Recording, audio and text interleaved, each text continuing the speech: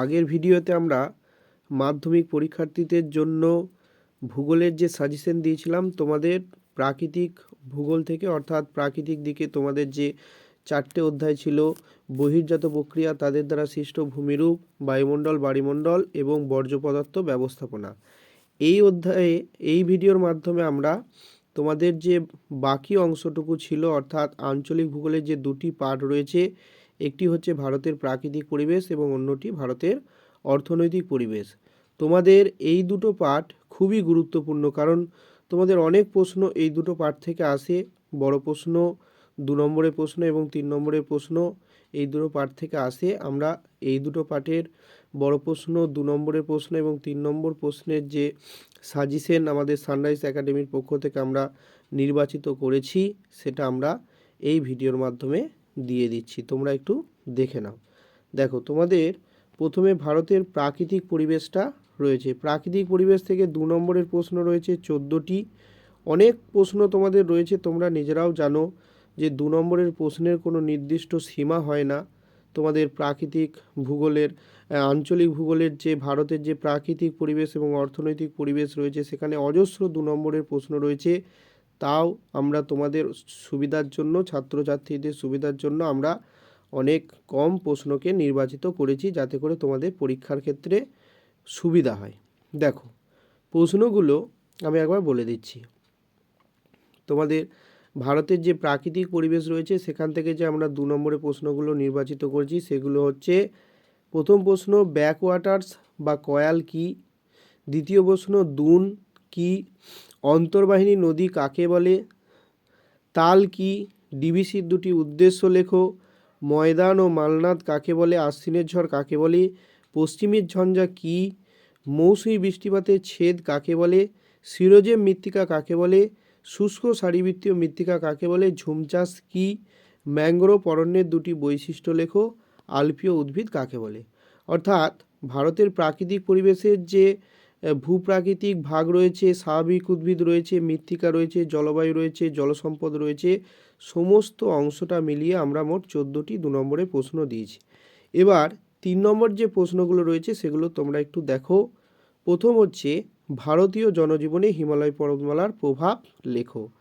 দ্বিতীয় প্রশ্ন, খাদার ও ভাঙ্গারের মধ্যে 3টি পার্থক্য লেখো।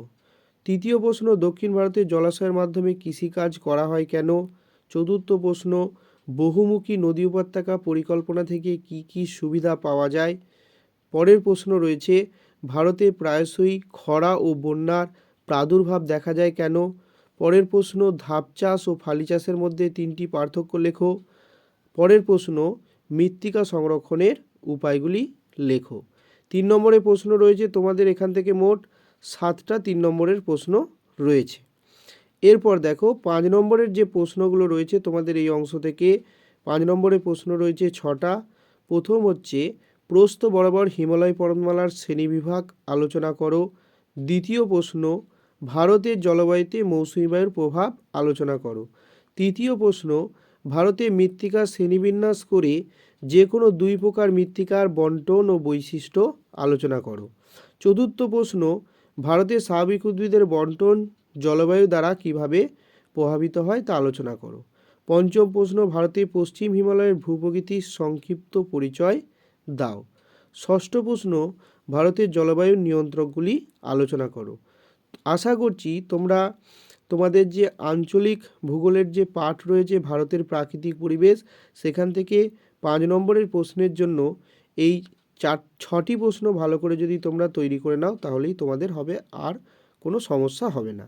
এরপর আসছি তোমাদের যে আঞ্চলিক ভূগোলের দ্বিতীয় পর্ব, অর্থাৎ ভারতের অর্থনৈতিক পরিবেশ যেটা রয়েছে, সেখান থেকে তোমাদের যে 2 নম্বরের প্রশ্নগুলোকে আমরা নির্বাচিত করেছি, সেখান থেকে মোট তোমাদের 2 নম্বরের প্রশ্ন রয়েছে 20টি।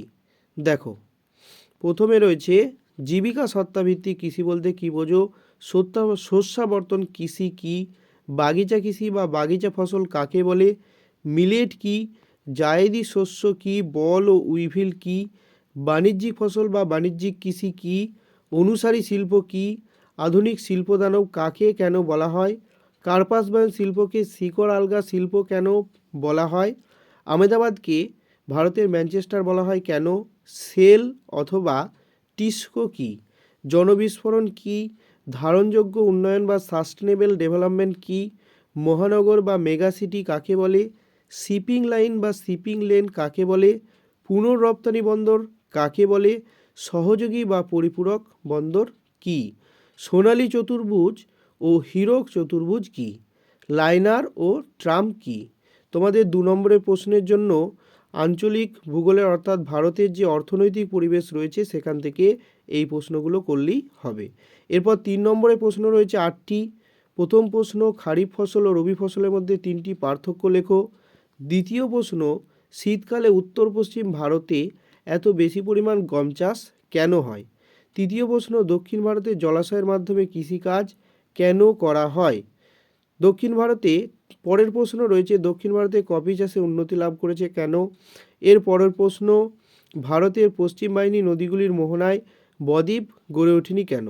অথবা নর্মদা তাপ্তি নদীর মোহনায় বদ্বীপ গড়ে ওঠেনি কেন? পরের প্রশ্ন, আধুনিক যোগাযোগ ব্যবস্থা বলতে কী বোঝো? পরের প্রশ্ন রয়েছে, ভারতের দ্রুত হারে জনসংখ্যা বৃদ্ধির কারণ লেখো। পরের প্রশ্ন, পরিবহন ও যোগাযোগ ব্যবস্থার মধ্যে 3টি পার্থক্য লেখো। এরপর তোমাদের ভারতের যে অর্থনৈতিক পরিবেশ রয়েছে সেখান থেকে যে 5 নম্বরের প্রশ্ন রয়েছে, 5 নম্বরের প্রশ্ন রয়েছে 8টি। এই 8টি 5 নম্বরের প্রশ্ন যদি তোমরা ভালো করে করো তাহলে আশা করছি তোমাদের যে ভূগোলের যে আঞ্চলিক পাঠ রয়েছে সেখান থেকে তোমাদের কোনো প্রশ্ন আনকমন থাকবে না, তোমাদের সব প্রশ্নই কমন থাকবে। দেখো প্রশ্নগুলো, প্রথম প্রশ্ন রয়েছে, ভারতে গম উৎপাদনের অনুকূল পরিবেশগুলি আলোচনা করো। ভারতে আখ উৎপাদন বা ইক্ষু চাষের অনুকূল পরিবেশগুলি আলোচনা করো। ভারতে চা চাষের অনুকূল পরিবেশগুলি আলোচনা করো।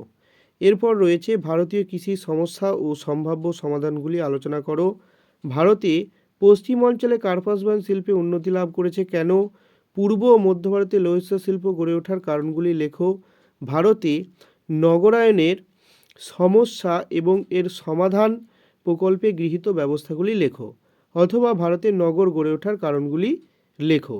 ভারতের পরিবহনে রেলপথ ও সড়কপথের গুরুত্ব আলোচনা করো।